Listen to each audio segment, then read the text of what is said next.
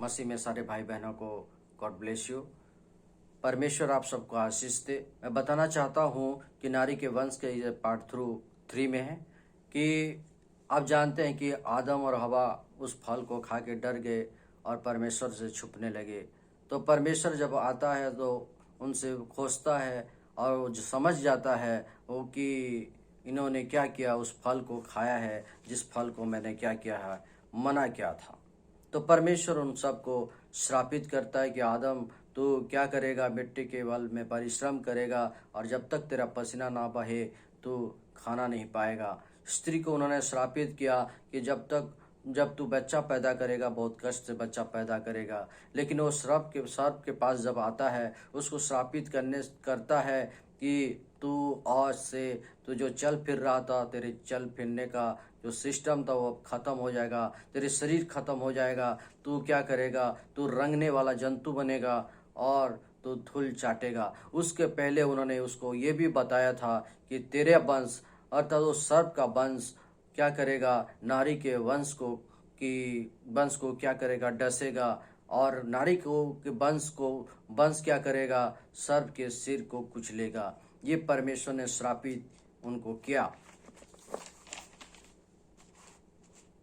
और परमेश्वर यह बात कहे हुए कुछ साल बीत गया और तब यशायाह नबी आता है और उसने भविष्यवाणी करता है यशायाह 7:14 में कि देखो एक कुंवारी गर्भवती होगी और पुत्र जनेगी। देख लीजिए, ये एक भविष्यवाणी था जो परमेश्वर ने सर्प को कहा था कि तू क्या करेगा, उसका एड़ी को डसेगा और नारी का वंश तेरा सिर को कुचलेगा। ये वास्तव में एक भविष्यवाणी था और ये भविष्यवाणी को यशायाह नबी ने बताता है कि देखो एक कुंवारी गर्भवती होगी और क्या करेगी, पुत्र को प्रसव करेगी। यह बात कहे हुए कुछ साल बीत जाने के बाद लूका अध्याय में आप आएंगे 1 का उसका 26 से 35 पद तक आप पढ़ेंगे तो आप जानेंगे कि क्या होता है। गलील के नासरत नगर में एक लड़की रहती थी जिसका नाम मरियम थी और वो कुंवारी थी और स्वर्गदूत जिब्राइल आता है और 31 पद में 32 पद में हम अगर देखेंगे तो मरियम को कहता है, हे मरियम तुझ पर परमेश्वर का अनुग्रह हुआ है, देख तू गर्भवती होगी और तेरा एक पुत्र होगा और तू उस पुत्र का नाम यीशु रखना और वह पुत्र परम प्रधान का पुत्र कहलाएगा। लूका 1:34। मरियम ने कहा, ऐसा कैसे होगा, मैं तो पुरुष को जानता नहीं। मरियम भी जानता था बिना पुरुष के मैं गर्भ धारण नहीं कर सकती, इसलिए उसने दूतों से पूछा, ऐसा कैसे हो सकता है, मैं तो पुरुष को नहीं जानता। लूका 1:35। दूतों ने कहा, परम प्रधान के सामत तुझको क्या करेगी, छाया करेगी और तुम गर्भ धारण करोगे। इससे आप समझ गए होंगे कि प्रभु यीशु मसीह किसी पुरुष के जरिए नहीं आया है, ना तो वो यूसुफ के जरिए भी नहीं आया है। मत्ती 1:18 कहता है, यूसुफ और मरियम इकट्ठा होने से पहले मरियम गर्भ धारण कर चुकी थी। मत्ती 1:19। इस कारण यूसुफ मरियम को त्याग देना चाहता था। मत्ती 1:20।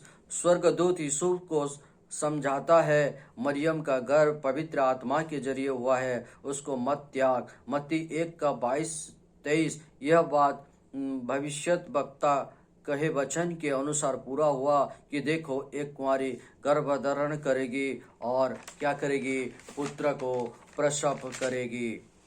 लूका 3:23 में कहा गया है, प्रभु यीशु मसीह लोगों के समझ के अनुसार यीशु का पुत्र था। लोगों की समझ के अनुसार यीशु मसीह क्या था, यीशु का पुत्र था। आज भी लोग यीशु मसीह को यीशु का पुत्र कहते हैं, परंतु वो यीशु से पैदा नहीं हुआ था। यीशु तो मरियम को त्याग देना चाहता था।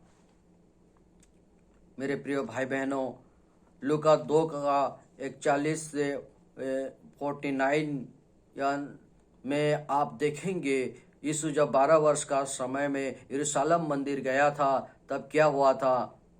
इस माता पिता उसको छोड़ दिए थे, भूल गए थे और और उन लोग आगे बढ़ गए थे। और बाद में आप जानते हैं जब यीशु मसीह के पास उन लोग आते हैं खोजते खोजते, तो यीशु मसीह को जब पाते हैं यरूशलेम के मंदिर में, पंडितों को वो आश्चर्य कर देते थे उनके बातों से।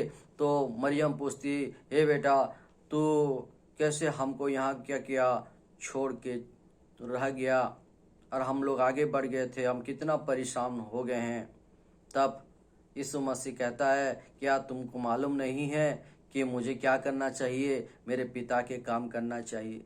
अगर यीशु उसका पिता था तो उसको तो बड़ा ही काम करना चाहिए था, लेकिन ऐसी बात नहीं है। उन्होंने जानता था कि उसका पिता कौन है। परमेश्वर की इस बातों से आपको मालूम हो गया होगा कि प्रभु यीशु मसीह नारी के वंश है। परमेश्वर आप सबको आशीष दे। आमीन। God bless you.